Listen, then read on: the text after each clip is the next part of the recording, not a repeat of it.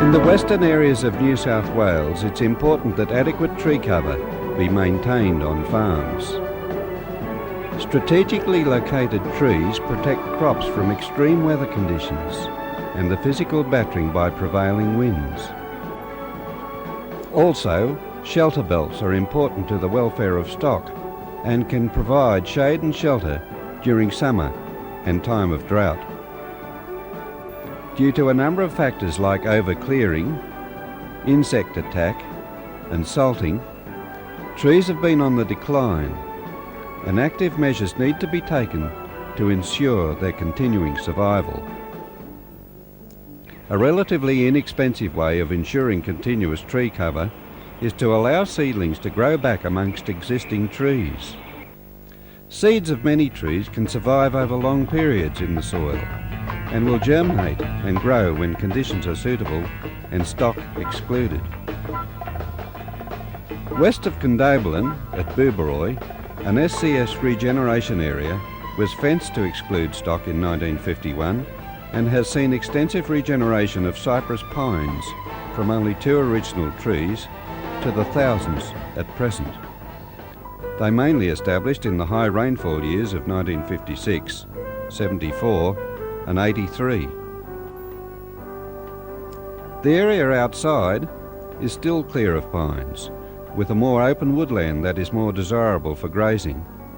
This shows that trees will regenerate naturally over a period of time, preferably in the absence of stock, including rabbits, or under light grazing in many formerly timbered areas, provided the seed source remains, either in the ground or from scattered parent trees. Without stock exclusion, the pine trees can be eaten by sheep, etc. This small one, probably 10 years old, has been severely restricted in growth. Others have been probably killed by stock. The bigger one, 10 to 15 years old, is beyond the reach of sheep and will be allowed to grow at maximum growth rates. This parent emu bush is on a road reserve where there is little stock. It has seedlings surrounding it, some already producing fruit and more seeds. Rosewood, sugarwood and beefwood, however, produce seedlings only very intermittently, and since they are very attractive to stock, they rarely survive. There is concern that these trees will gradually die out because they are not being replaced. On this road reserve, because stock intensity is nil, or at worst only periodic, rosewood suckers grow prolifically from parent tree roots, especially when they've been broken. In this case, they were cut by a road grader. The suckers are very edible, but often they also die when the parent tree dies. Look around your property and see if you have areas suitable for regeneration. Ideally, the kinds of areas to look for are around existing trees in paddocks or along roads. Here at Uabalong, 100-metre wide strips have been left around 130 hectare blocks of cleared and cultivated land. Apart from arresting drifting soil in times of drought, the timbered strips provide windbreaks for soil erosion control primarily, but also for stock shelter and shade, and shelter and habitat for birds and native animals. They also provide sources of seed, of native pasture species upon which the pasture phase of a rotation would be dependent.